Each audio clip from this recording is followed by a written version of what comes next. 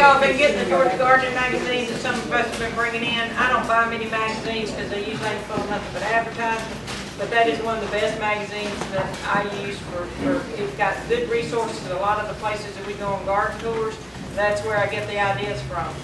So if you want a subscription to one, that magazine doesn't have a lot of junk. Huh? Which one did you say? The Georgia Gardening magazine. They actually have one for South Carolina. It's a regional thing, so that's specific for it. You'll see a lot of UGA articles with the professors. All right, so we're going to talk a little bit about weeds this morning. We talked a little bit about those before in the tools section, because y'all know that I just really don't like weeds and I don't like the pull weeds. So let me ask you a question off the bat. Is centipede grass a weed? No. Not if it's in your sometimes it is. It's in your flower bed. Okay, let's see. Dee Dee, what is the definition of a weed? Something that you don't want in your garden. It's a plant out of place. Actually, what they tell us in class is a plant out of place. Okay. So, you know, the Queen Anne's lace. Me and Mom dig it up on the side of the highway and bring it and put it in because she thinks it's beautiful, but it's actually considered a weed. So it just sort of depends. If you have centipede grass growing in, or any kind of grass growing in your flower bed, that's an unwanted plant, so technically it would be called a weed. So that's one of the things we're going to talk about. We're not going to be talking about how to get rid of your hen bit, okay? Because that's a program in and of itself, and there are different chemicals for different applications. What we're going to be doing is talking about how we can do some things with weeds to prevent them or to get rid of them when we have them existing. All right, so there's only two times that you can control a weed. Before it comes up or after it comes up. That first term is pre-emergence. The second term is post-emergence. You'll need to know that whenever you're going to get, like, Keith, I'm like freezing.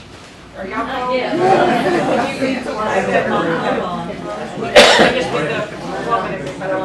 All right, so you need to know that, because if you're going to somewhere to buy a herbicide to put on a weed, and they ask you, is you looking for a post-emergence herbicide or a pre-emergence herbicide?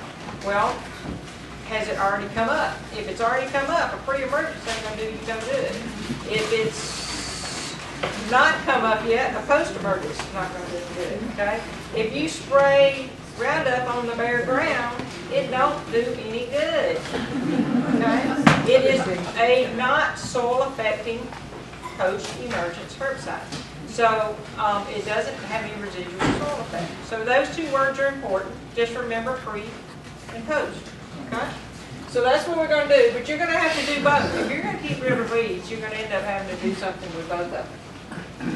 Now, the first company that we're going to introduce you to, y'all probably already know, but I've had a wonderful response from them, from the Preen Corporation, which is actually from the Lebanon Seaboard Corporation owns it, but I deal with a PR firm that does their applications because they're such a huge company.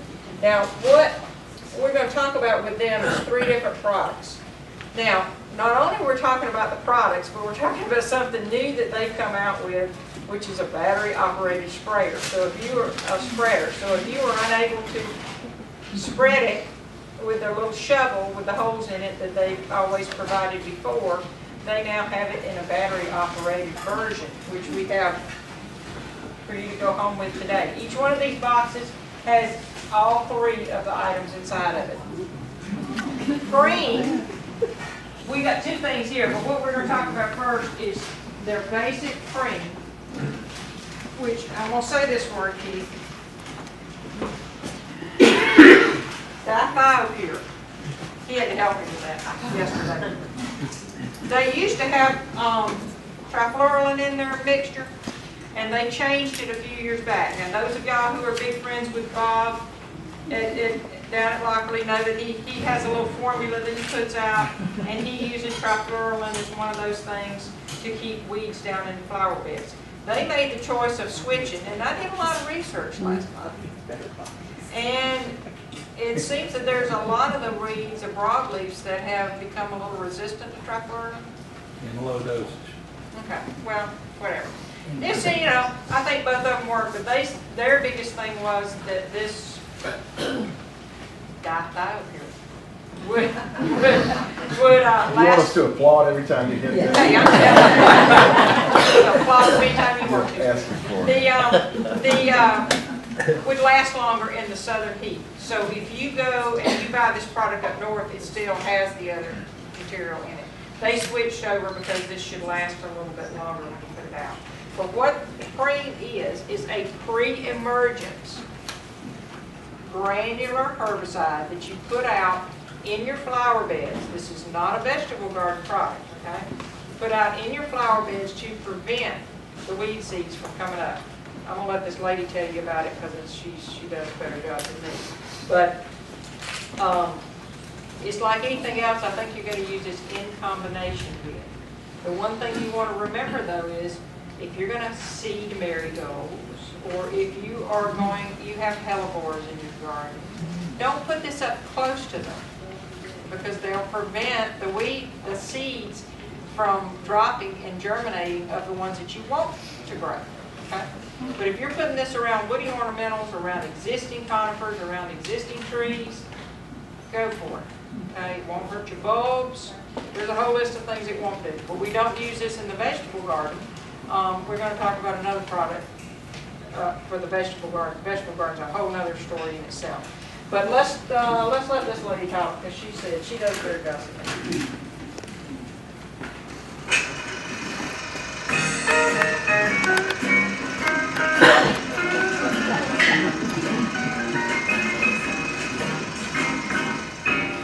What's the difference between killing garden weeds and preventing them?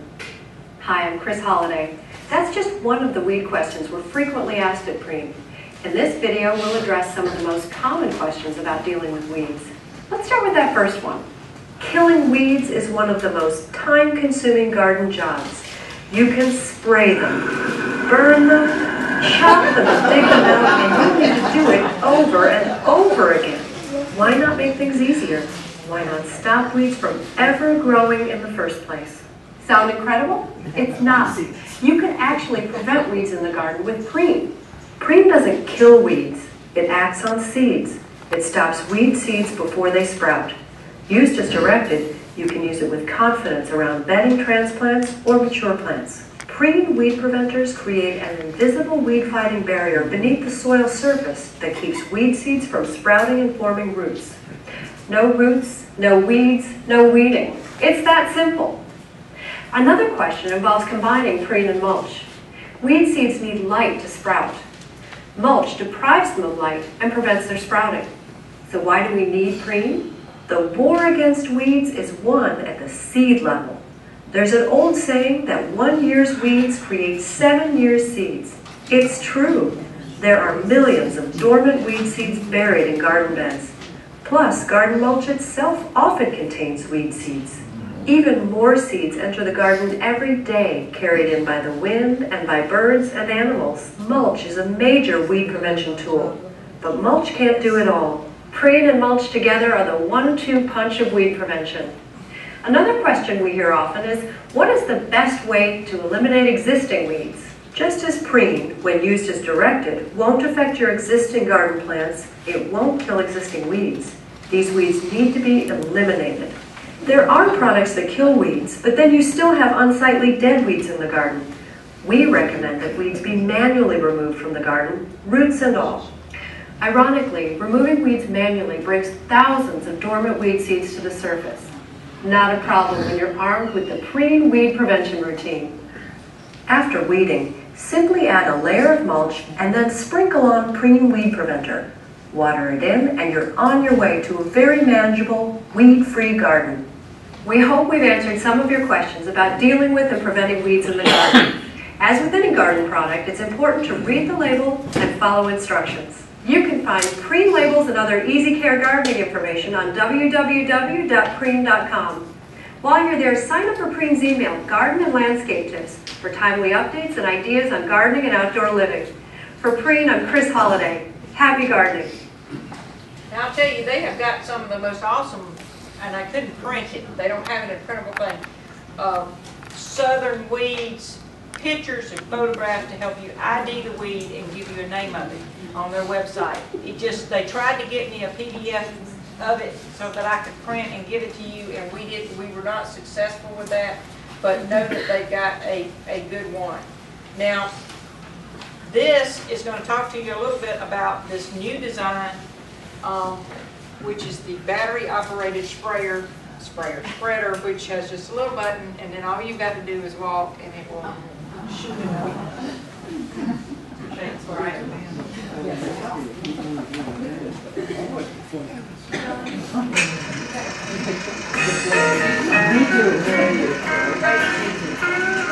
Yes, sir. Pardon me, do you have the website at your, right there where you are? For the Preen? It should be in your flyer.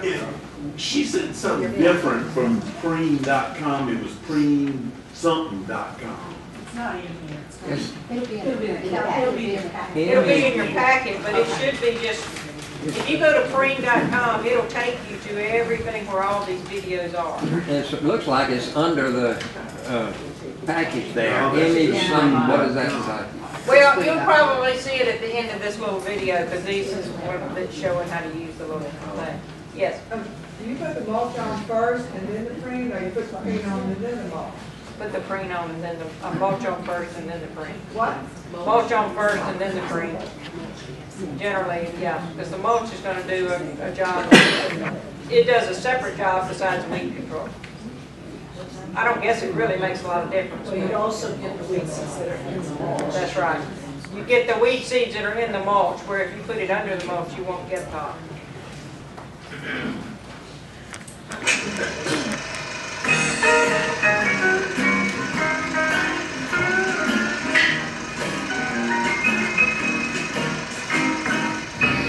Preen has always been the easy and effective way to prevent weeds. Just sprinkle Preen on top of the soil or mulch.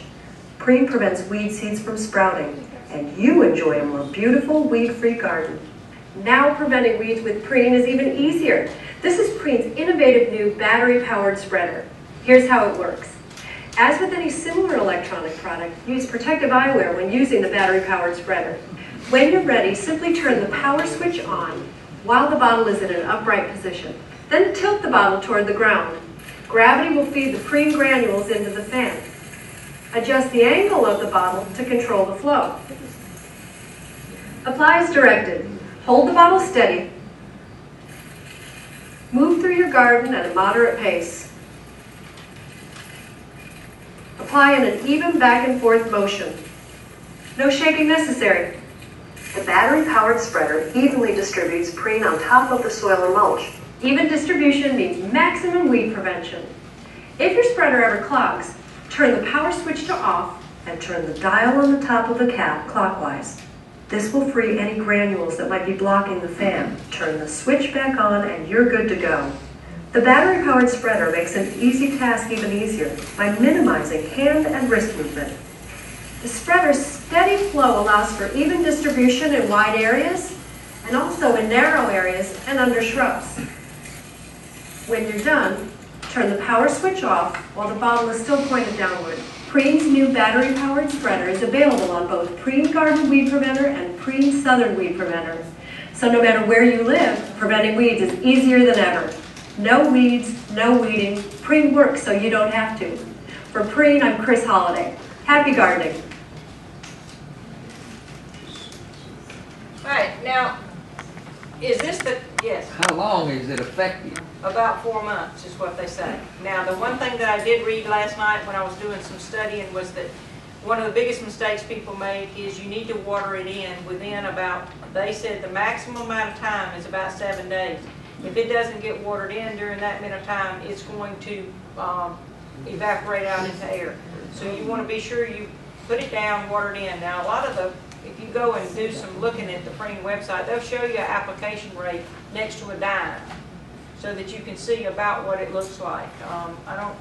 I put out probably more than what they recommend, but, you know, kind of depends. Yes, ma'am. If you do that in ground cover, obviously the ground cover's gonna get it too, what's gonna happen? It shouldn't affect the ground cover.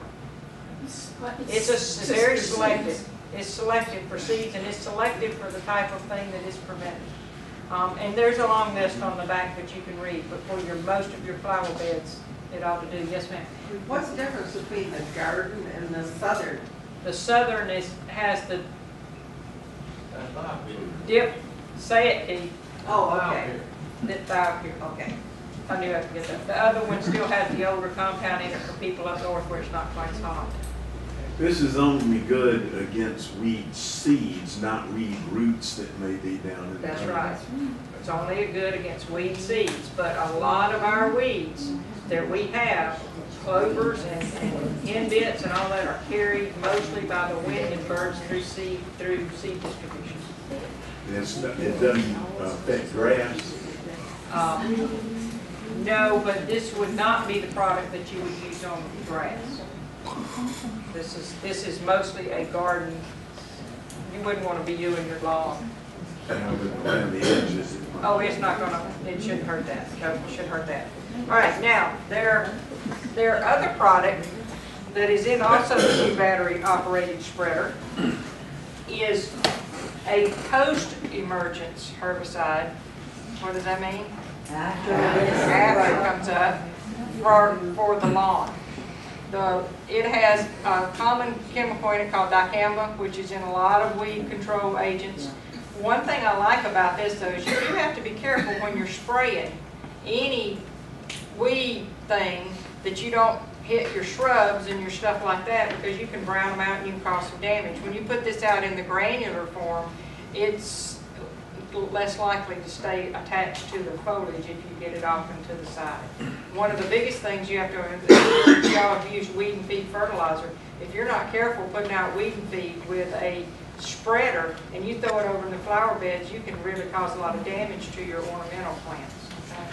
So what this is this basically contains the same thing that some of the sprays contain. Keith, you may know the brand name of something else that has dicamba in it. I don't. Ortho weed be gone for so Okay. long. There you go. See, I don't control weeds in my turf because I've got 5 acres worth of turf and it costs me a fortune.